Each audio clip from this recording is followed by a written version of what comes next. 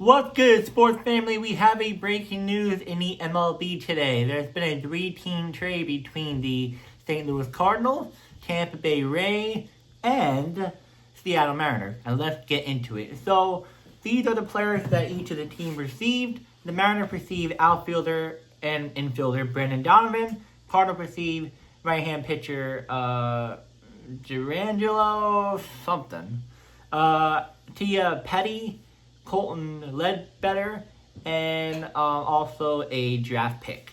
As for the Rays, they received infielder outfielder Ben Williamson. If I didn't pronounce the names correctly, you'll see down below, or if you see online, they're going to give you more information about it. Also on my YouTube shorts, I'll also be putting that out as well. So check that out if you want to know about their names. But let's get into why each team did this. The Mariners are in win now mode. They did this because Brendan Donovan is a high contact on base hitter with elite versatility. He can play second base, third base, left field, right field.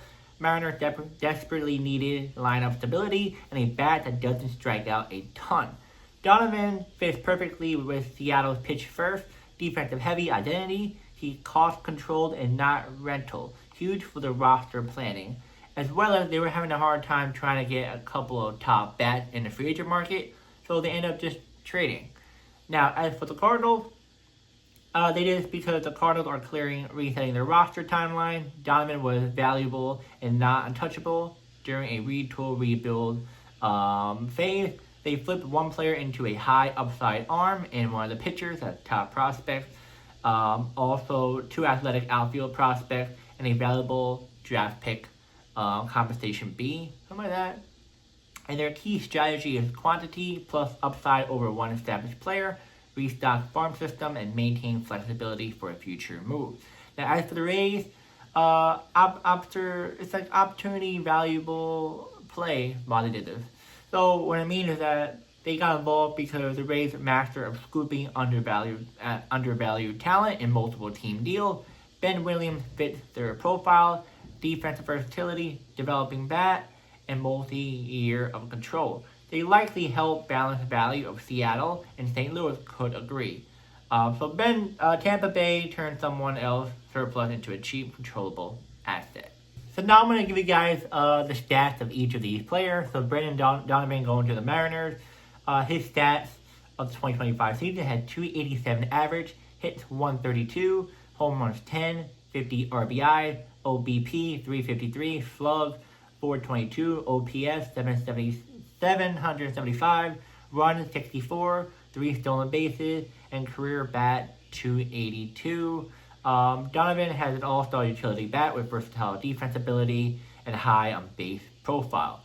Now, as for the Cardinals, their prospects and also Gerangelo, he's a pitcher, minor league 2025 stat, record 5-7, ERA 3.99. Inning 108.1, strikeouts 120, whip 1.22, appearance 26, start 23 though. And he's the top prospect in the Mariners organization and notable as a switch pitcher, though likely focusing on right-handed pitching more forward. The other prospects, Tia Petty, minors of high A.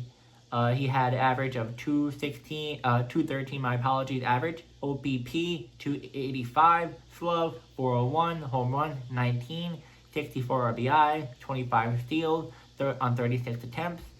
And he has speed and emerging power at a high A level. Now, the other prospects, Colton Ledbetter, minor league double A, average 265, OBP 337, slug 378, home run 7, 49 RBI, stolen bases 37, plate appearance 535. Ledbetter offers speed and contact ability with some power and projection as an outfield prospect. And last but not least, Ben Williams. To the Rays, average 253, home runs 1, 21 RBI, and across 85 games in 2025. Williamson saw his first MLB action in 2025 and has used mostly as a utility infielder/outfielder. So yeah, guys, this is your trade. Pretty much the Mariners are in win now mode. Like I said earlier, they were trying to get a power bat, a guy who can get on base. They couldn't do that, so they ended up trading for Brendan Donovan. And then as for the Cardinals, they're just trying to get a bunch of prospects, trying to retool their farm system, trying to rebuild, as you can tell already. And as for the Rays, they just jumped in. They get a little bit of a P. Why not? Let's try something. But let's start with the Rays. So the Rays, they get Ben Williamson. He has some little flashiness here and there. He has something in him that the Rays think that he can definitely help. So they're like, let's help. And as you guys know, the Rays are a pretty good team when it comes to developing players, especially the pitchers. But this time it's not a pitcher, it's more of a infield/outfielder, which they think Ben Williamson might be the key piece of their team. We're not sure if he's going to be starting for the team or not. I'm not really sure what's going on with the organization. They're going to see how spring training goes. If he does do good, then yeah. If he doesn't, more likely a bench piece. I don't think they're going to let him go. I think they're going to keep him for sure. But if they don't want to use him, minor league, but I highly doubt it. Now, the Cardinals, as I told you, all the prospects that they got back from Brendan Donovan, a pretty good haul. I would say pretty impressive because a lot of these players, they have a good amount of upside. I don't know a whole lot about them because we just got the news now. So, a lot of these players, it looks like you have good stuff. I would say Tia Petty is a player that you can kind of maybe see. He has speed and emerging high power, so he has something coming, but it's gonna take a little bit. But Colton Ledbetter seems like he's growing pretty good. Really good contact, more of a contact type of player. Gets on base, good speed. But as for the main piece is Durangelo, the pitcher. He's the main piece. He's going to be going to the Mariners. To the Cardinals. Because ERA, pretty impressive in the minor leagues. I know his wins and losses isn't the best, but strikeouts pretty impressive. And it looks like he's more likely going to be in the run of, becoming a major league player soon. We're not sure if this year or next year. It really depends on what the Cardinals want to do with him.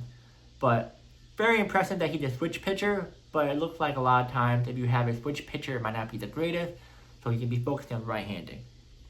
Now, as for Brendan Donovan, like I said, the Mariners are in win-now mode. They think he's that piece, a really good contact hitter, all-star utility, and defense, really good. On base all the time. Now, if you want me to say who won the trade, who lost the trade, I'm going to say, the Rays don't really count. They're just there like, hey, why not? Or just come in just to take a player off your hand. But I would say, I feel like everyone won this trade. But the Mariners, I guess, want me to choose one because they get Brandon Donovan for, 3 prospects. Really, it's really not that bad. Yeah, I feel like everyone trade. I want to the Mariners don't. The Rays don't count. But yeah, because the Mariners are just trying to win, and they get a really good player for not a lot they have to give up. Yeah, I know 3 prospects might be a lot, but what are you gonna do if you're trying to win now? You gotta sacrifice. As for the Cardinals, they get a good haul, and it's pretty good prospects. But we have to wait and see how they pan out. Sometimes it doesn't always happen. And yeah, hey guys, that's it for the video. We'll see how everything goes, how spring training goes, and then after spring training, I'll do a bunch of these updates of all these players that have made all these trades. And yeah, let me know in the comments who won this trade, who lost this trade, and yeah, I'll see you guys in the next video.